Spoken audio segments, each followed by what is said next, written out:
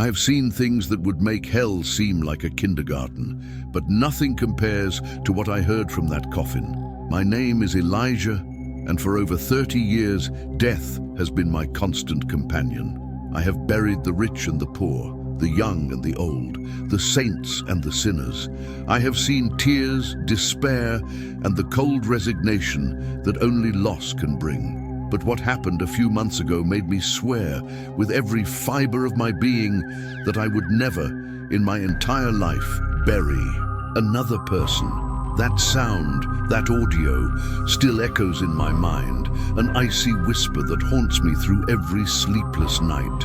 It is a story that defies logic, that tears the veil between what is real and what should not be.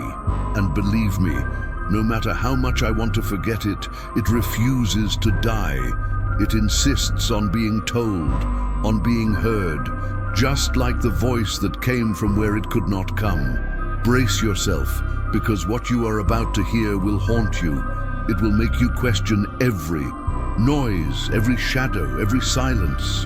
It will make you think twice before saying goodbye to someone for the last time. Because sometimes, goodbye is not the end. Sometimes, it is just the beginning of true terror. My life has always been intertwined with death. From a very young age, when my father, also a gravedigger, taught me the first steps in this profession, I understood that my purpose was to be the guardian of the final resting place, the cemetery. For many a place of sadness and fear, for me was a home, an open-air office where the green grass and ancient tombstones were my silent companions. I knew every corner, every tree, every grave. I knew where the sun beat down strongest in the morning and where the shadows lengthened at dusk. The smell of wet earth, the silence broken only by the song of birds or the restrained weeping of a grieving family, all of this became part of my existence. I considered myself a professional, a practical man, devoid of superstition. Death was a fact, a natural process, and my job was to ensure that the dead had a dignified rest.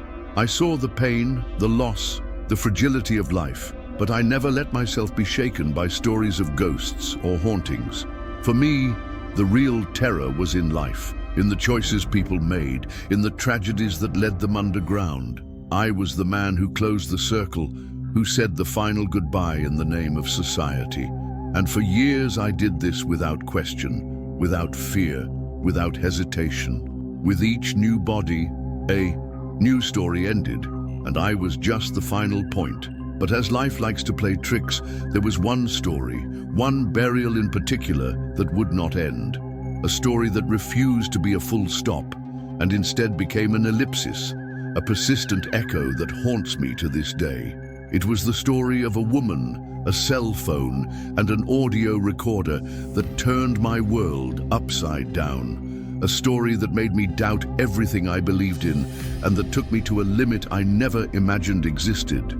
And it is this story that I need to tell you so that you understand why a gravedigger, a man who lived and breathed death for decades, swore never to touch a shovel again. Brace yourself, because the truth is stranger and more terrifying than any fiction you've ever heard. It's the story that made me realize that sometimes the silence of the grave can be broken by voices from beyond, and that eternal rest can be just an illusion.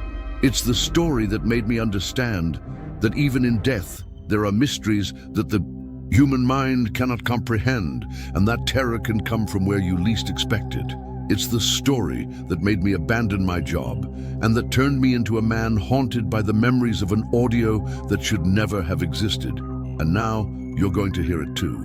Before we begin, I need you to know one thing. This video is not just about dark tales or hair-raising stories. It is about something deeper, about the moment when a man, hardened by decades of living with death, was confronted by something that broke his logic, his faith, and even his sanity. If you have ever felt intrigued by that which defies reason, if you feel that there is something beyond what meets the eye, then this channel is for you. Here, each story is more than a scare. It is a revelation. And if you believe that not everything can be explained, that there are mysteries that still watch us in the silence of the night, then subscribe now and activate the bell to walk with us through these paths of darkness. Leave your like and join those who see where others turn their faces, because this story is for those who have the courage to hear what should never have been said. It was a grey Tuesday, like so many others. The air was heavy, promising rain, and the cemetery, as usual, exuded that solemn stillness. I was finishing preparing a grave when the funeral home called me with a rather peculiar request. They said that the family of a lady, a certain Donna Elsa, had a special request for the burial. I, accustomed to all sorts of eccentricities in times of mourning, simply nodded and asked for information. Minutes later, the funeral director arrived with an expression I rarely saw, a mixture of embarrassment and curiosity. He explained to me that Donna Elsa, on her deathbed, had made a final wish to be buried with her cell phone. Yes, you heard right, a cell phone, inside the coffin. My first reaction was skepticism. I thought it was some kind of bad joke, or perhaps the family was delusional. But the funeral director assured me that it was a serious request and that the family was adamant. They argued that Donna Elsa was a person who was very connected to technology, that her cell phone was her way of connecting with the world, and that she wanted to take that connection to the afterlife. I found that to be bizarre, to say the least. In all my years of working in the field, I had never heard anything like it. People are buried with jewelry, photos, letters, even stuffed pets. But a cell phone? It was something new, and I confess that it intrigued me. I asked if the device would be turned off, if the battery would be removed, if there would be any risk.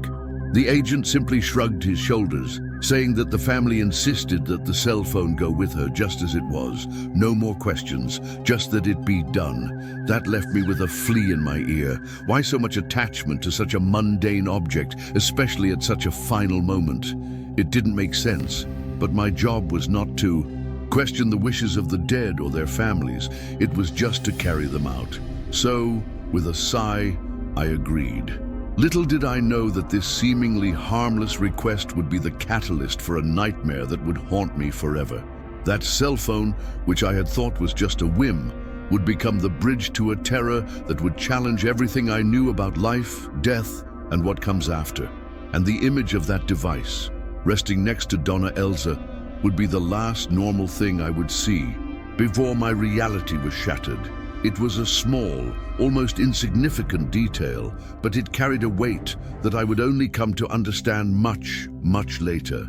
A weight that would make me question everyone's sanity, including my own. And the scariest thing is that deep down, I knew something was wrong, but I ignored it, and that was my biggest mistake. But what no one knew is that the cell phone buried with Donna Elsa would not remain silent for long.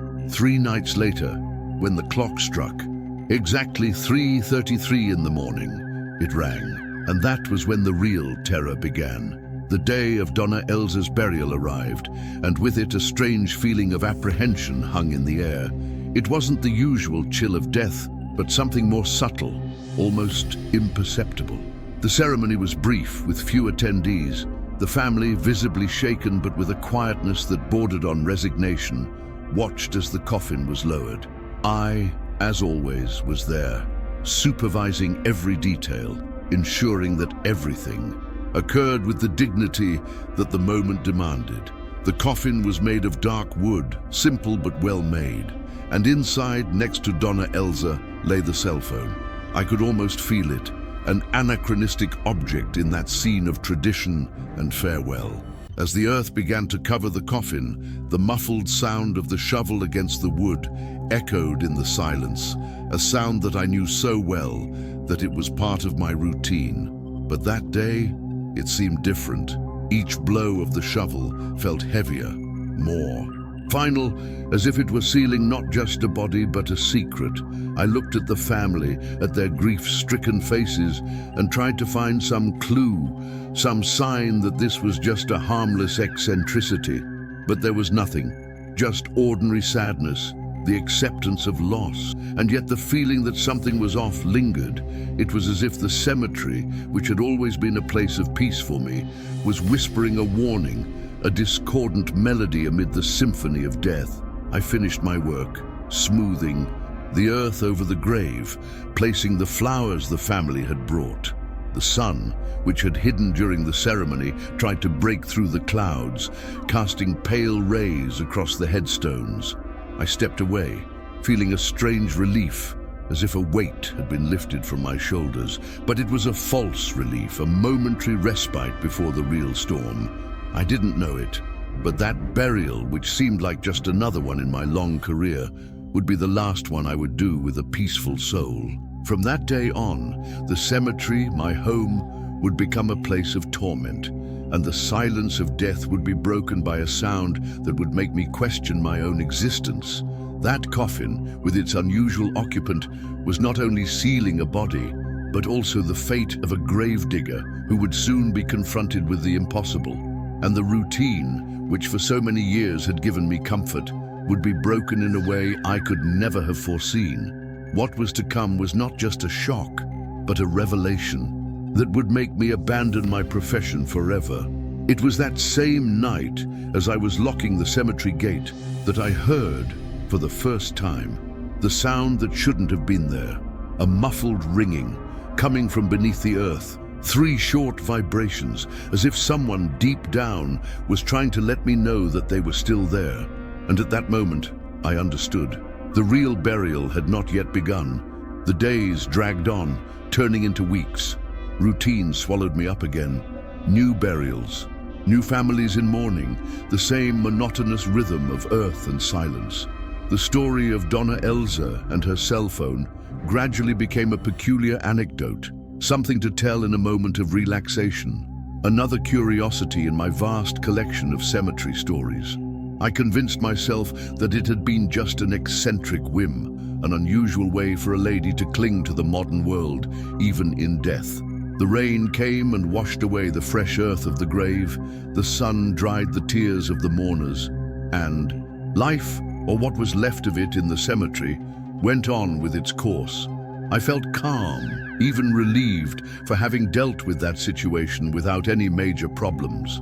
The cemetery, once again, was my haven of peace, a place where the only surprise was the beauty of a flower that bloomed in an unexpected place, or the song of a solitary bird. I had forgotten the slight discomfort I had felt during the burial, the feeling that something was out of place. I attributed it all to fatigue, to routine, to my own imagination. The human mind is treacherous, and I have always been a man of facts, of concrete things. There was no room for fantasy in my world. The calm was almost palpable, a deep silence that seemed to embrace the entire cemetery.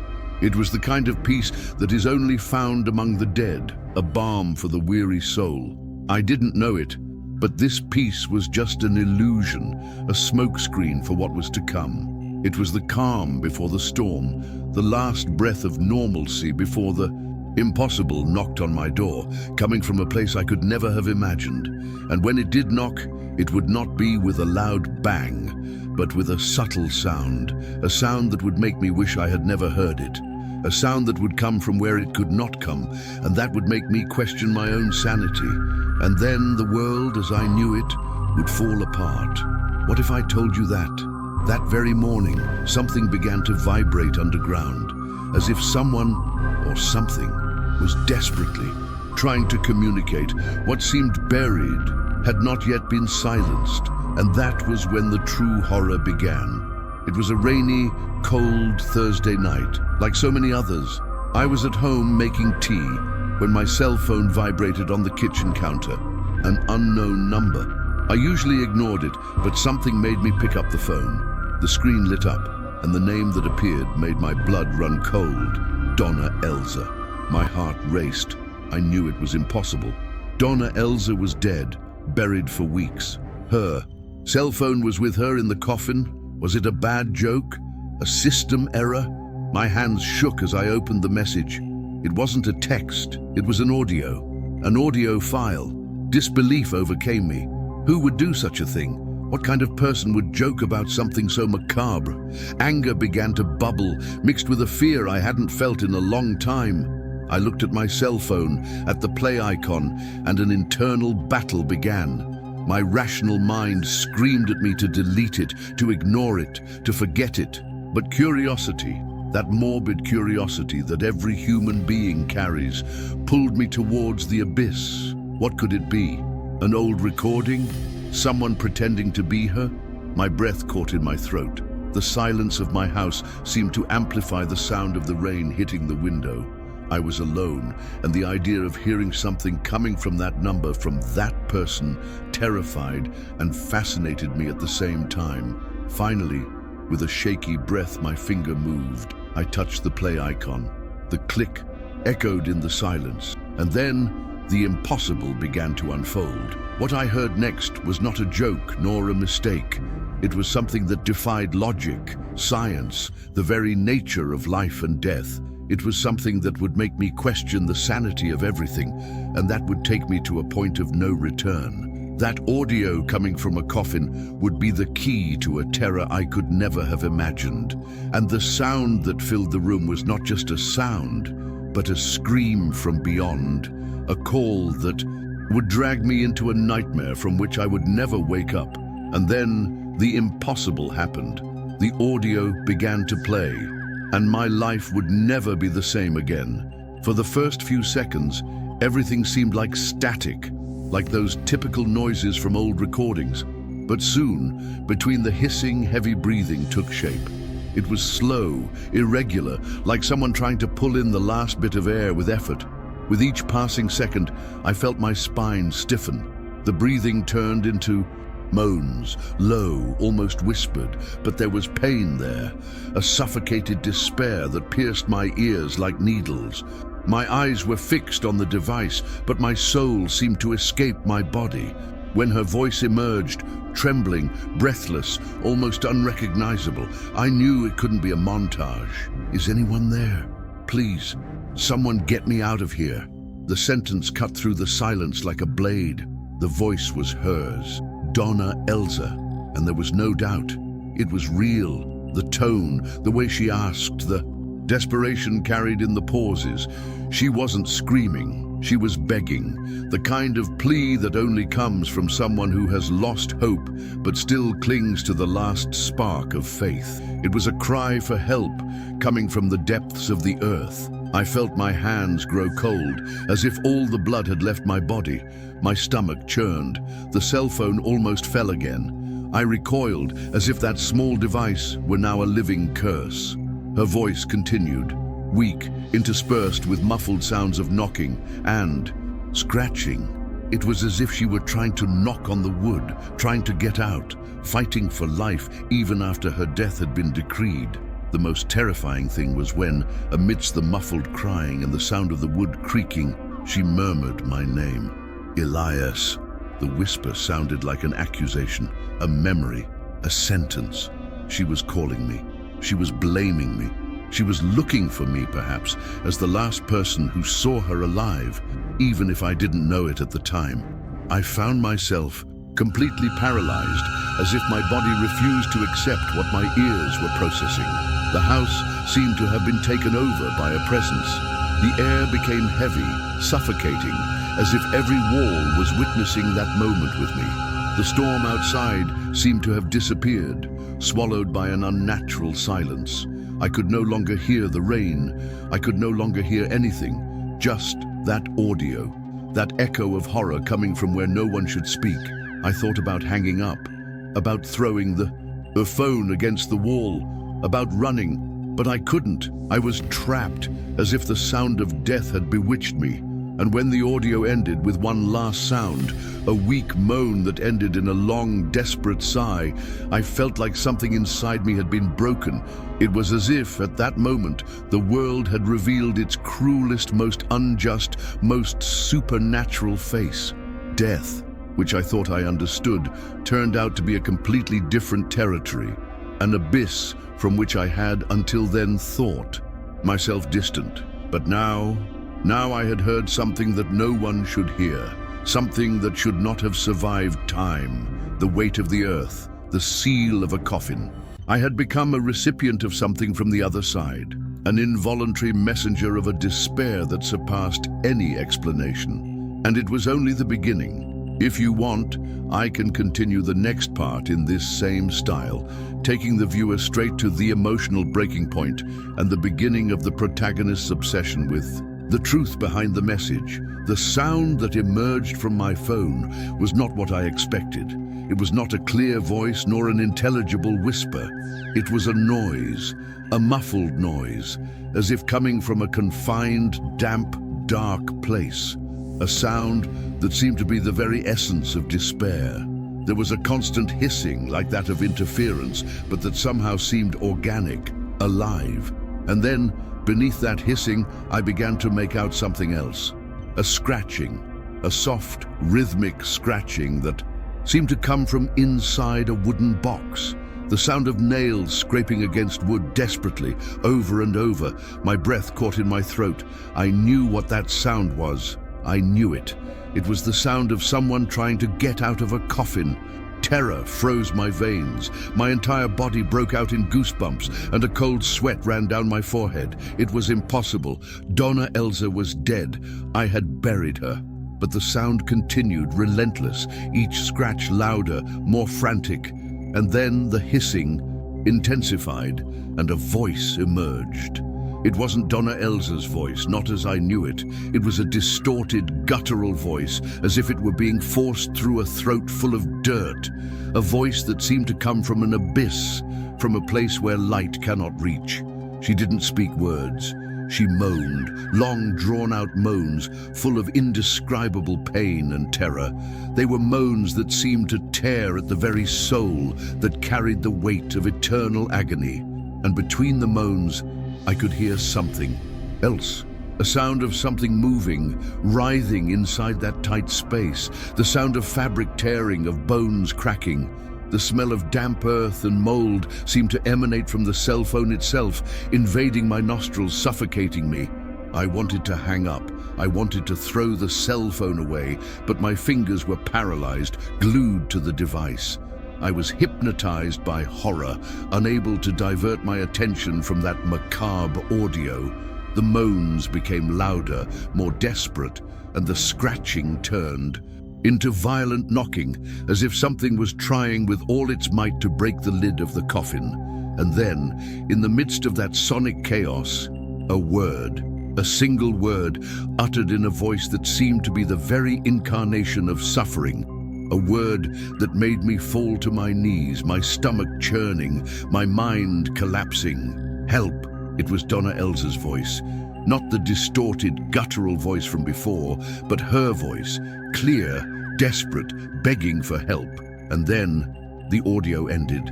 The silence that followed was even more terrifying than the audio itself. A heavy silence, filled with the echo of the moans, the scratching of that single word. I was panting, my heart beating wildly in my chest like a war drum. My hands shook uncontrollably, and I felt sweat running down my entire body. Reality distorted. Everything I believed, everything I knew about life and death crumbled in an instant. Donna Elsa was alive, or something of her was, and she was trapped in the coffin, and I had buried her. Guilt struck me like a lightning bolt, crushing me. I was the gravedigger. It was my job to ensure her eternal rest. But I had sealed someone's fate, condemning her to unimaginable torment. The image of the coffin, the earth falling on it, that cell phone resting next to her, all of it swirled into a spiral of horror in my mind. I couldn't breathe. The air felt thin, heavy with the presence of something evil. My eyes filled with tears, not from sadness, but from pure terror. What had I done? What had I witnessed? That audio wasn't just a sound, it was a portal to a nightmare I could never have imagined. And Donna Elsa's voice, begging for help, would be the melody that would haunt me for all the nights I had left.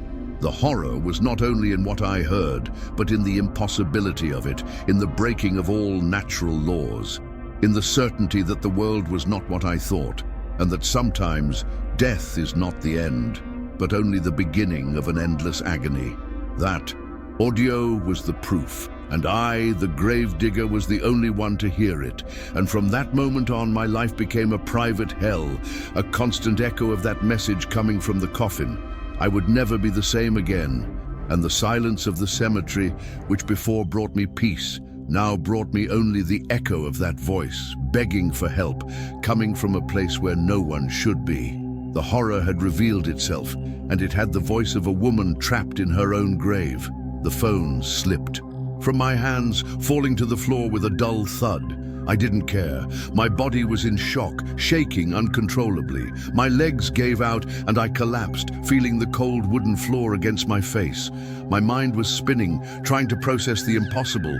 Donna Elza, the coffin, the audio, the word help. It was too much. It was unbearable. I, Elias, the skeptical gravedigger, the man who had faced death in its many forms without blinking, was now reduced to a heap of terror and disbelief. The anger I had felt at first when I thought it was a joke had turned into a cold dread that consumed me from within. I wanted to scream, but my throat was dry, squeezed by an invisible hand.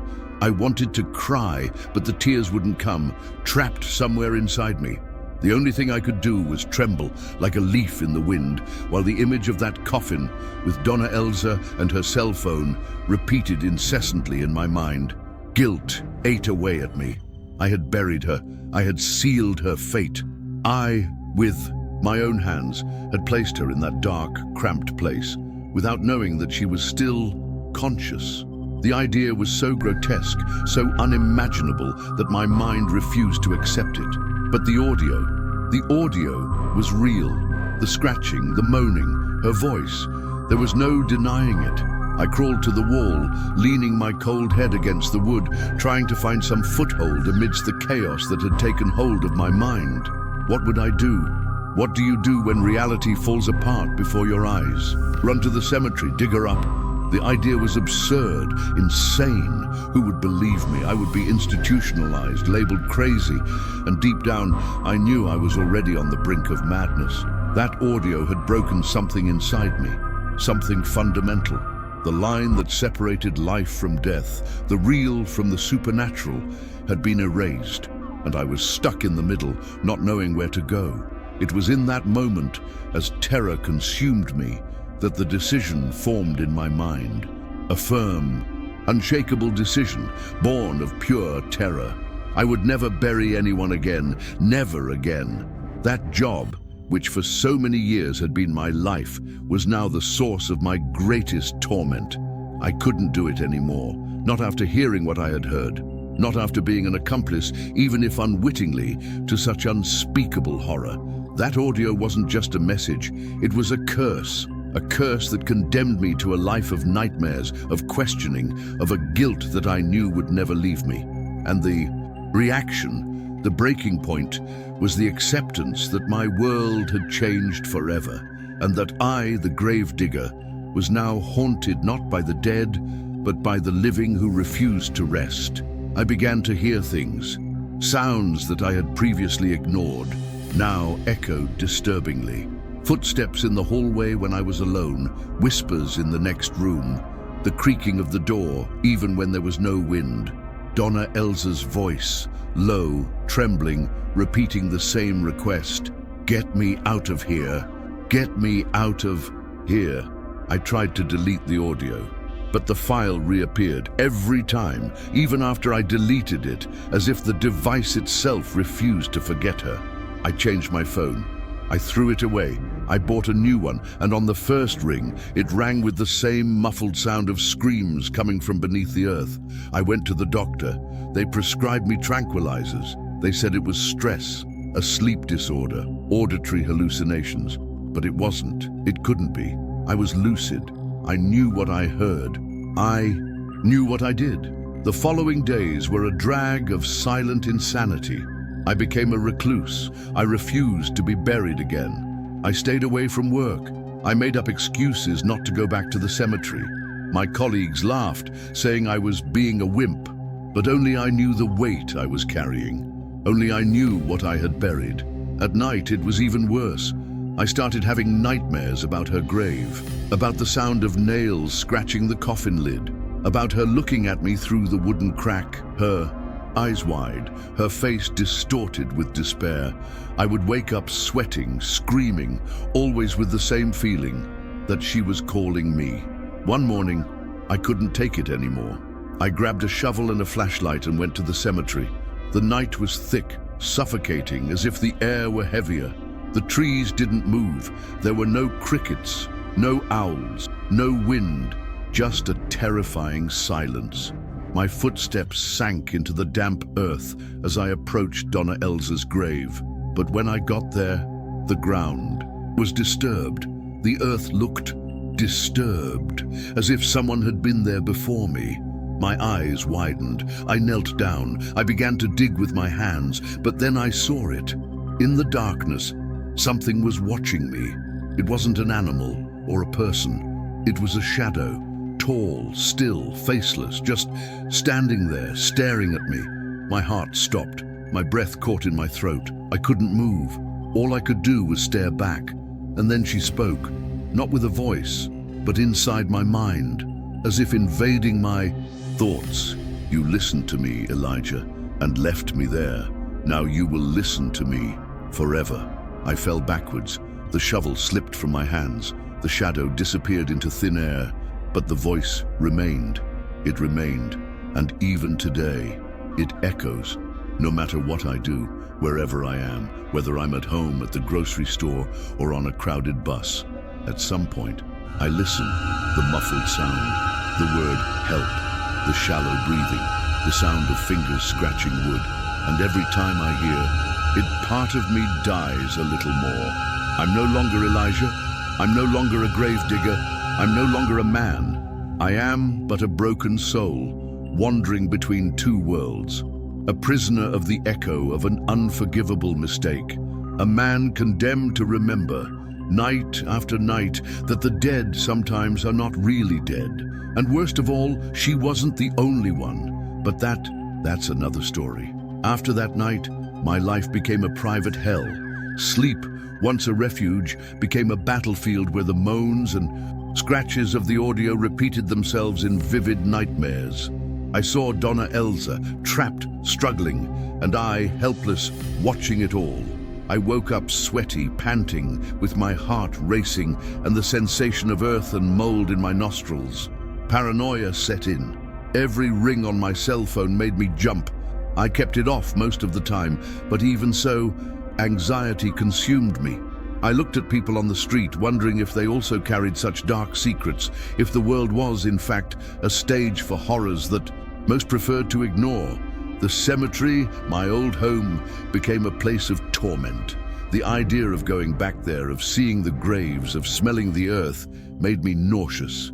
I couldn't do it anymore. The sight of a coffin brought back the sound of those knocks, that voice.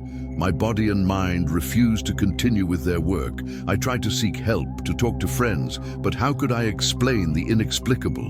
How could I tell someone that I had received an audio message from a dead woman, from the bottom of her coffin? I would be ridiculed, hospitalized, so I isolated myself. I spent most of my time at home, with the curtains closed, trying to muffle the sounds of the outside world, which seemed to amplify the echoes of the audio in my head. My mental and physical health deteriorated rapidly. I lost weight, my hair turned white, and my eyes, once filled with calm resignation, now carried the weight of constant terror. The search for explanations was futile. There was no logic, no science that could explain what I had witnessed. It was an unanswered mystery, an anomaly that defied everything. And the acceptance of this anomaly was what frightened me the most. I had been a practical, skeptical man, but that audio forced me to confront a reality I had never imagined. The consequences were profound and irreversible. I was no longer the gravedigger Elias. I was Elias, the man haunted by an audio from beyond, condemned to live with the certainty that death is not the end, and that some secrets are buried but never die. And that was my new life, a post-audio life where terror was a constant and peace a distant memory. And worst of all, I knew there was no escape. The audio had marked me forever, and I would carry its consequences until my last breath. Over time, the intensity of the terror lessened, but the scar remained. That audio was not just a shock. It was a revelation. It dismantled every pillar of my understanding of the world. I, who had always treated death as a final process, a clear and undeniable line, was forced to confront the possibility that this line is, in fact, a mist, a thin veil that can be torn apart. Logic, my old friend and guide, abandoned me. How can I explain a cell phone working inside a coffin weeks after burial? How can I justify a voice begging for help from a place where there should be no life? There are no answers in the science books, nor in the sacred scriptures that I know. What happened to Donna Elsa, and what she became, is a mystery that haunts me. Was she alive when I buried her? The thought freezes my blood. Or could something else, something that transcends life and death, have taken over that device, using it as a channel to communicate? The truth is, I don't know. And that uncertainty is what haunts me the most. I used to find comfort in the certainty of death, in its finality. Now, death has become a portal to the unknown, an abyss of terrifying possibilities. My mind, once so organized and practical, is now a maze of unanswered questions. I look at the cemetery, at the tombstones that once represented the end, and now I see only the beginning of an unfathomable mystery. Life and death are not opposites, but perhaps two sides of the same coin, and what lies between them is uncharted territory, full of horrors that humanity is not yet ready to comprehend. That audio took away my peace, but it gave me a new perspective, a dark and disturbing vision of reality. And although I wish I could forget, I know I never will. The unanswered mystery is my new companion, a constant reminder that there is more between heaven and earth than our vain philosophy can dream of. And I, the gravedigger, am living proof of that. I have told you my story, the story that made me abandon my craft, that robbed me of sleep and peace. But now I ask you, what would you do? Would you believe? Would you dare to question the thin line between life and death?